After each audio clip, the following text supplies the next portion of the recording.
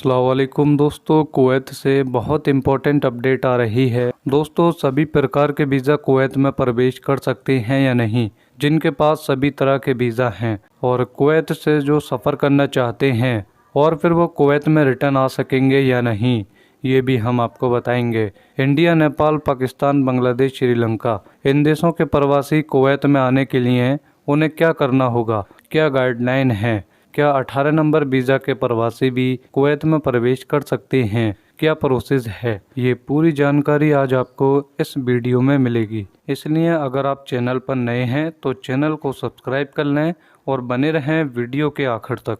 तो क्या होगा सबसे पहला स्टेप, तो चलिए बात करते हैं सबसे पहले स्टेप के बारे में। तो पहले स्टेप के अंदर ये है कि सबसे पहले आपको मिनिस्ट्री ऑफ हेल्थ के साइट मतलब MOH के साइट पे अपना वैक्सीन सर्टिफिकेट अपलोड करना होगा। अपलोड करने के बाद विथ इन 14 डेज मतलब आपको 14 डेज के अंदर 14 दिन के अंदर अप्रूवल या रिजेक्ट का मेल आ जाएगा मिनिस्ट्री ऑफ हेल्थ की तरफ से। ओके, तो अब यहाँ पे कुछ कंडीशन है। कंडीशन क्या है कि पहले ये होता था कि वीजा मिलने के बाद मिनिस्ट्री ऑफ हेल्थ के साइट पे अपना वैक्सीन का सर्टिफिकेट अपलोड करना होता था, लेकिन अब जो है सबसे पहले आपका वैक्सीन सर्टिफिकेट अपलोड होता है आपके स्पॉन्सर, आपके कंपनी की तरफ से। उसके बाद वीजा के आगे का प्रोसेस होता है, उसके बाद आपको वीजा मिलता है। ओवरऑल कहने का मतलब ये है, पहले वीजा मिलने के बाद वैक्सीन का सर्टिफिकेट अपलोड किया जाता था, लेकिन अब जो है आपको वीजा लेने के लिए सबसे पहले वैक्सीन का सर्टिफिकेट अपलोड किया जाता है, उसके बाद आपको वीजा मिलता है। तो आपके स्क्रीन के ऊपर जो दिख रहा है, अगर आपको ये एरर आ रहा है मिनिस्ट्री ऑफ हेल्थ के साइट पे रजिस्ट्रेशन करने के टाइम में, तो इसका मतलब ये है कि आपका जो वीजा जिसने भी दिया है आपको वीजा मतलब जो भी स्पॉन्सर या कंपनी ने, वो आपका वीजा निकालने से पहले मतलब वीजा लेने से पहले आपका वैक्सीन का सर्टिफिकेट अपलोड किया है, उसके बाद आपको वीजा मिला है। तो अगर आपके पास ये एरर शो कर रहा है तो इसका मतलब ये है आपको मिनिस्ट्री ऑफ हेल्थ के साइट पे रजिस्ट्रेशन नहीं करना है, किसी भी टाइप का आपको वैक्सीन सर्टिफिकेट अपलोड नहीं करना है। तो ये तो हो गया जिनके पास नया वीजा है उनके लिए। अब बात करते हैं जिनके पास सिविल आईडी है वो क्या करेंगे। तो अगर आपके पास सिविल आईडी है और आपने दोनों डोज कुवैत के अंदर लिया है और आपका कुवैत मोबाइल आईडी ग्रीन है और साथ ही साथ इम्यून ऐप लॉगिन है, तो आप कुवैत के अंदर आ सकते हैं। आपको किसी भी टाइप का मिनिस्ट्री ऑफ हेल्थ के साइट पे वैक्सीन सर्टिफिकेट अपलोड नहीं करना होगा। लेकिन अगर आपके पास सिविल आईडी है और आपके कुवैत मोबाइल आईडी पे रेड शो कर रहा है, ग्रीन शो नहीं कर रहा है, तो आपको मिनिस्ट्री ऑफ हेल्थ के साइट पे अपना वैक्सीन सर्टिफिकेट अपलोड करना होगा। उसके बाद अप्रूवल मिलने के बाद ऑटोमेटिक आपका कुवैत मोबाइल आईडी है वो ग्रीन हो जाएगा, उसके बाद आप कुवैत के अंदर आ सकते हैं। तो ये था मिनिस्ट्री ऑफ हेल्थ का साइट और क्या क्या आपको प्रोसेस होगा, आपका किस टाइप का वीजा है, मैंने तीनों टाइप के बारे में बता दिया है। तो पहला प्रोसेस ये था कुवैत आने के लिए। अब बात करते हैं दूसरे स्टेप के बारे में। तो दूसरे स्टेप के अंदर ये है इम्यून ऐप। ये जो ऐप है आपको कुवैत आने के लिए सारे वीजा, जितना भी वीजा है, नया वीजा हो या पुराना वीजा हो या आपके पास सिविल आईडी है, किसी भी टाइप का आपके पास वीजा हो, चाहे आपके पास फैमिली वीजा हो या कुछ भी हो, आपको ये ऐप लॉगिन करके ही आना पड़ेगा कुवैत के अंदर। और ये ऐप तभी आपका लॉगिन हो पाएगा जब आपका मिनिस्ट्री ऑफ हेल्थ के साइट पे आपने जो वैक्सीन सर्टिफिकेट अपलोड किया होगा वो अप्रूवल होने के बाद आप इम्यून ऐप को लॉगिन कर सकते हैं, उसके बाद आप कुवैत के अंदर आ सकते हैं। और ये जो ऐप है कंपलसरी है, सबके पास होना चाहिए। मैं आपको बता दूं, सिर्फ वो लोग इस ऐप को यूज नहीं कर पाएंगे या फिर लॉगिन नहीं कर पाएंगे जिनका एज 18 साल से कम है, क्योंकि 18 साल से नीचे का वैक्सीन जो है किसी भी कंट्री के अंदर अभी चालू नहीं किया गया है, ज्यादातर एशिया कंट्री के अंदर। इसीलिए जिनका 18 ईयर मतलब 18 साल से कम है उम्र, उनको इम्यून ऐप जरूरत नहीं पड़ेगा कुवैत में आने के लिए। उसके अलावा जितना भी नया वीजा है, पुराना वीजा है या किसी भी टाइप का वीजा है आपके पास, चाहे वो फैमिली वीजा क्यों ना हो, कुवैत आने के लिए आपको कंपलसरी इम्यून ऐप लॉगिन करके ही कुवैत के अंदर आना होगा। तो ये था इम्यून ऐप दूसरे स्टेप के अंदर, ये कंपलसरी है आपको। अब बात करते हैं तीसरे स्टेप के बारे में। तीसरे स्टेप के अंदर ये है, ये जो स्टेप है सिर्फ और सिर्फ उनके लिए है जिनके पास सिविल आईडी है, मतलब जिनके पास पुराना वीजा है उनके लिए। तो आपके पास सबसे पहले सिविल आईडी है वो होना चाहिए, कंपलसरी है। अगर आपके पास सिविल आईडी नहीं होता है तो आपको डाउनलोड करना है कुवैत मोबाइल आईडी और वो आपका ग्रीन होना चाहिए, जैसा कि आपको स्क्रीन के ऊपर दिख रहा है। अगर किसी का अगर कुवैत मोबाइल आईडी लॉगिन नहीं हो पाता है तो आपका जो सिविल आईडी है वही काफी है आपको कुवैत में आने के लिए। तो जिनके पास भी पुराना वीजा है या नहीं तो उनके पास सिविल आईडी होना चाहिए कुवैत में आने के लिए, वो भी वैलिड सिविल आईडी। साथ ही साथ अगर उनके पास सिविल आईडी नहीं है तो उनके पास कुवैत मोबाइल आईडी लॉगिन होना चाहिए, तभी वो आ पाएंगे कुवैत के अंदर। तो ये था तीसरा स्टेप उन लोगों के लिए जिनके पास पुराना वीजा है, जिनके पास सिविल आईडी है। अब बात करते हैं चौथे स्टेप के बारे में। तो चौथे स्टेप के अंदर ये है कि आपको स्लोनिक ऐप लॉगिन करके आना पड़ेगा कुवैत के अंदर। अगर आपके पास नया वीजा है तो बस आप स्लोनिक ऐप को डाउनलोड करके रखें और डाउनलोड करने के के बाद जब आप कुवैत के अंदर आएंगे और एयरपोर्ट से बाहर निकलने के बाद आप किसी भी नंबर से स्लोनिक ऐप को लॉगिन कर पाएंगे। लेकिन जिनके पास पुराना वीजा है, जिनके पास सिविल आईडी है, उनको कंपलसरी है, मतलब उनको जरूरी है स्लोनिक ऐप लॉगिन करके ही वो कुवैत के अंदर आए। और जो नया वीजा है बस उनको स्लोनिक ऐप डाउनलोड करके अपने फोन में रखना है। आने के बाद उनका लॉगिन हो जाएगा स्लोनिक ऐप। लेकिन जिनके पास सिविल आईडी है वो इंडिया या एशिया के किसी भी कंट्री से कुवैत के अंदर आएंगे तो उनको स्लोनिक ऐप लॉगिन करके ही आना पड़ेगा कुवैत के अंदर। तो ये था चौथा स्टेप कुवैत में आने के लिए। अब बात करते हैं पांचवी स्टेप के बारे में। तो पांचवी स्टेप के अंदर ये है कि आप जब भी कुवैत के अंदर आएंगे तो आपको आरटीपीसीआर टेस्ट करवाना पड़ेगा, वो भी ICMR अप्रूव्ड हॉस्पिटल से। तो जब भी आप आरटीपीसीआर टेस्ट करवाएंगे उस टाइम से लेके आने वाला जो 48 घंटा होगा वहां तक आपका आरटीपीसीआर टेस्ट का जो रिपोर्ट होता है उसका वैलिडिटी रहेगा, मतलब उसका वैल्यू रहेगा। कहने का मतलब ये है कि आपके आरटीपीसीआर टेस्ट का वैलिडिटी 48 घंटा होगा और 48 घंटे के अंदर में ही आपको कुवैत के अंदर पहुंचना भी होगा। अगर आप 48 घंटे के बाद आरटीपीसीआर टेस्ट करवाते हैं तो आपको इंडिया के अंदर या एशिया के अंदर जितना भी एयरपोर्ट है वहां पे भी आपको कुवैत के लिए फ्लाइट नहीं मिलेगा। साथ ही साथ अगर आपको फ्लाइट मिल भी जाता है तो भी आपको कुवैत एयरपोर्ट पे एंट्री नहीं मिलेगा। एग्जाम्पल मैं आपको समझाता हूँ कि अभी जो आप वीडियो जिस टाइम में देख रहे हैं उस टाइम में अगर आप आरटीपीसीआर टेस्ट करवाते हैं तो उस टाइम से लेकर आने वाला जो 48 घंटा होगा उसी 48 घंटा में आपको कुवैत के अंदर पहुंचना पड़ेगा किसी भी हालत में। तो जिस भी डेट को आपका फ्लाइट है एटलीस्ट ट्राई करें आप 12 घंटा पहले आरटीपीसीआर टेस्ट करवाने का, तभी जो आपका 48 घंटे का जो वैलिडिटी है आपके आरटीपीसीआर टेस्ट का उसको मैनेज कर पाएंगे। तो मेरी तरफ से रिकमेंड है कि आप 12 घंटा पहले अपना आरटीपीसीआर टेस्ट करवाएं। साथ ही साथ जब भी आप आरटीपीसीआर टेस्ट करवाएं ICMR अप्रूव्ड हॉस्पिटल से ही करवाएं। अगर आपको नहीं पता है आपके स्टेट और डिस्ट्रिक्ट में कहाँ पे है ICMR अप्रूव्ड हॉस्पिटल तो नीचे आप कमेंट करें कमेंट बॉक्स के अंदर, मैं आपको प्रोवाइड करूंगा वहां का एड्रेस जहां पे जाके आपको आरटीपीसीआर टेस्ट करवाना है। उसके बाद आप कुवैत के अंदर आ सकते हैं। तो जल्दी आप स्टेट और डिस्ट्रिक्ट का नाम नीचे कमेंट करें। मैं आपको 2 एड्रेस प्रोवाइड करूंगा। एक होगा जहां पे आपको किसी भी टाइप का कोई भी पैसा नहीं लगेगा आरटीपीसीआर रिपोर्ट का, और दूसरा होगा जहां पे आपको 500 से लेके 600 रुपया लगेगा आरटीपीसीआर टेस्ट करवाने का। तो जल्दी से आप नीचे कमेंट करें अपने स्टेट और डिस्ट्रिक्ट का नाम। तो चलिए बात करते हैं 6 स्टेप के बारे में। तो क्या होगा वो 6 स्टेप, चलिए मैं आपको बताता हूँ। इस स्टेप के अंदर आपको कुवैत मुसाफिर साइट पे रजिस्ट्रेशन करना पड़ेगा। रजिस्ट्रेशन करने के बाद आपको QR कोड निकालना पड़ेगा कुवैत मुसाफिर साइट से। और जितने भी लोग हैं जो भी कुवैत के अंदर आना चाहते हैं, चाहे उनका एज 18 साल से कम हो या ज्यादा हो या उनके पास किसी भी टाइप का वीजा क्यों ना हो, उनको QR कोड निकालना ही पड़ेगा कुवैत मुसाफिर साइट पे। और कुवैत मुसाफिर साइट पे फ्लाइट का डिटेल डालना होता है और साथ ही साथ सारा कुछ फ्लाइट का डिटेल डालने के बाद आपको QR कोड मिल जाता है कुवैत मुसाफिर साइट से। उस QR कोड को आपको लेकर आना होता है कुवैत के अंदर और QR कोड आपको रजिस्ट्रेशन करने के बाद मिलेगा कुवैत मुसाफिर साइट पे। और ये जितने भी लोग आने वाले हैं कुवैत के अंदर सभी के लिए कंपलसरी है, मतलब सभी के लिए जरूरी है कुवैत मुसाफिर साइट पे रजिस्ट्रेशन करके QR कोड निकालना। और जो लोग कुवैत के अंदर है अगर वो अपने देश जाना चाहते हैं वेकेशन पे, उसको किसी भी टाइप का रजिस्ट्रेशन नहीं करना पड़ेगा कुवैत मुसाफिर साइट पे। ये सिर्फ उनके लिए है जो कुवैत के अंदर आना चाहते हैं, मतलब किसी और कंट्री से कुवैत के अंदर आना चाहते हैं उनके लिए है बस। ओके, तो चलिए बात करते हैं 7 स्टेप के बारे में। 7 स्टेप के अंदर ये है कि इतना सारा काम करने के बाद जो भी लोग कुवैत के अंदर पहुंचते हैं, मतलब किसी भी टाइप का वीजा है आपके पास और आप अगर कुवैत में पहुंच जाते हैं तो पहुंचने के बाद आपको 10 दिन का होम क्वारंटाइन रहना होगा। और अगर आप चाहते हैं कि होम क्वारंटाइन नहीं करना, किसी भी टाइप का क्वारंटाइन आपको अगर नहीं करना है तो आपको 3 दिन बाद, मतलब 72 घंटे के बाद, मतलब आज अगर आप पहुंचते हैं तो आज से लेके 72 घंटे के बाद आपको एक आरटीपीसीआर टेस्ट करवा लेना है। और अगर आपके टेस्ट का जो रिपोर्ट है वो नेगेटिव आ जाता है फिर उसके बाद आपका जो क्वारंटाइन होगा वो खत्म हो जाएगा। तो आप 72 घंटे के बाद आरटीपीसीआर टेस्ट करवा के अपना क्वारंटाइन खत्म कर सकते हैं, होम क्वारंटाइन। या नहीं तो आप 10 दिन होम क्वारंटाइन रहेंगे, उसके बाद आपका जो नॉर्मल जो भी आपका काम होगा कुवैत के अंदर वो कर पाएंगे। लेकिन आपको 3 दिन कंपलसरी है क्वारंटाइन रहना। जैसे ही आप कुवैत के अंदर एंट्री करेंगे आपको 3 दिन क्वारंटाइन रहना पड़ेगा। उसके बाद आप आरटीपीसीआर टेस्ट करवा के खत्म कर सकते हैं अपना क्वारंटाइन। ओके, तो ओवरऑल आप समझ गए होंगे सारा कुछ। अब मैं आपको बताता हूँ जितने भी नए वीजा है जो कुवैत के अंदर आएंगे उनको मिनिस्ट्री ऑफ हेल्थ के साइट पे सबसे पहले वैक्सीन अपलोड करना पड़ेगा। उसका अप्रूवल लेने के बाद उनको एक ऐप लगेगा जिसका नाम है इम्यून ऐप, वो लॉगिन करना पड़ेगा। वो लॉगिन करने के बाद आने से 12 घंटा पहले आरटीपीसीआर टेस्ट करवाना पड़ेगा और 24 या 48 घंटा पहले कुवैत मुसाफिर साइट पे रजिस्ट्रेशन करना पड़ेगा। रजिस्ट्रेशन करने के बाद वो कुवैत के अंदर आ सकते हैं। बस आपको स्लोनिक ऐप जो है वो अपने फोन में डाउनलोड करके रखना है। यहाँ पे कुवैत के अंदर जब आप पहुंच जाएंगे तभी आपका वो लॉगिन हो पाएगा। आने के बाद यहाँ पे आपको 10 दिन का होम क्वारंटाइन रहना पड़ेगा। अगर आप चाहते हैं होम क्वारंटाइन खत्म करना तो जिस दिन आप कुवैत के अंदर पहुंचेंगे उसी दिन से लेके 72 घंटे के बाद आप अपना आरटीपीसीआर टेस्ट करवा सकते हैं। और टेस्ट का रिपोर्ट अगर आपका नेगेटिव आता है उसके बाद आपका जो होम क्वारंटाइन होगा वो खत्म हो जाएगा। तो ये जो था पूरा फुल प्रोसेस था इंडिया से या एशिया से किसी भी कंट्री से नया वीजा को कुवैत में आने का। अब मैं आपको बता देता हूँ सिर्फ और सिर्फ एक चीज आपके पास और रहना चाहिए, वो है PCC, मतलब पुलिस क्लैरिफिकेशन सर्टिफिकेट। ये आपके पास रहना चाहिए। जो भी नया वीजा वाले हैं उनके लिए। अब बात करते हैं जिनके पास सिविल आईडी है उनको क्या क्या चीजों का जरूरत पड़ेगा। तो मैं आपको बता दूं, सबसे पहले कुवैत मोबाइल आईडी आपके पास रहना चाहिए। दूसरा, आपके पास इम्यून ऐप जो है वो लॉगिन रहना चाहिए और वो ग्रीन होना चाहिए। और तीसरा, फ्लोनिक ऐप आपके पास लॉगिन होना चाहिए। मतलब ये 3 जो ऐप है ये आपके पास कम से कम रहना चाहिए कुवैत में आने के लिए। आने से पहले आपको RT-PCR टेस्ट करवा लेना है 12 घंटा पहले। और साथ ही साथ कुवैत मुसाफिर साइट पे आप 24 घंटा या 48 घंटा पहले रजिस्ट्रेशन कर सकते हैं और रजिस्ट्रेशन करने के बाद आप QR कोड निकाल सकते हैं। फिर आप कुवैत के अंदर आ जाते हैं। आने के बाद आपको भी 10 दिन का होम क्वारंटाइन रहना पड़ेगा। अगर आपको होम क्वारंटाइन खत्म करना है तो 3 दिन बाद, जिस दिन आप पहुंचेंगे उसके 72 घंटे के बाद आप RT-PCR टेस्ट करवा के, अगर आपका टेस्ट नेगेटिव होगा तो आपका होम क्वारंटाइन खत्म हो जाएगा। तो ये था कुवैत में आने के लिए नया ट्रैवलिंग गाइडलाइन कुवैत गवर्नमेंट की तरफ से, जिनका नया वीजा वाले हैं उनके लिए और जो पुराना वीजा वाले हैं उनके लिए। अब बात करते हैं कि वैसे कौन से लोग होंगे जिनको कुवैत के अंदर आने का मौका नहीं मिलेगा। तो वो होंगे वो लोग जिन्होंने सेकेंड डोज वैक्सीन लिए हुए 9 महीना से ऊपर हो चुका है, तो उनको थर्ड डोज का बूस्टर डोज लेना पड़ेगा। मतलब ये कि अगर आपने सेकेंड डोज लिया है और सेकेंड डोज लिए हुए आपको 9 महीना से ऊपर हो चुका है तो आपको थर्ड डोज मतलब तीसरा डोज आपको वैक्सीन लेना पड़ेगा बूस्टर का कुवैत में आने के लिए। अगर आप नहीं लेते हैं थर्ड डोज बूस्टर का तो आपको कुवैत के अंदर एंट्री नहीं मिलेगा, कुवैत में आने का मौका नहीं मिलेगा। अब एक इम्पोर्टेंट एडवाइस है उन लोगों के लिए जो कुवैत के अंदर अभी है, प्लीज जब भी आप घर जाएं, घर जाने से पहले थर्ड डोज बूस्टर वैक्सीन का आप जरूर ले लें। मतलब तीसरा डोज आप बूस्टर वैक्सीन का जरूर लेके उसके बाद आप वेकेशन पे अपने घर जा सकते हैं। आपको कोई भी प्रॉब्लम नहीं होगा आपको रिटर्न आने में कुवैत के अंदर। कुवैत की ऐसी ही लेटेस्ट इम्पोर्टेंट अपडेट के लिए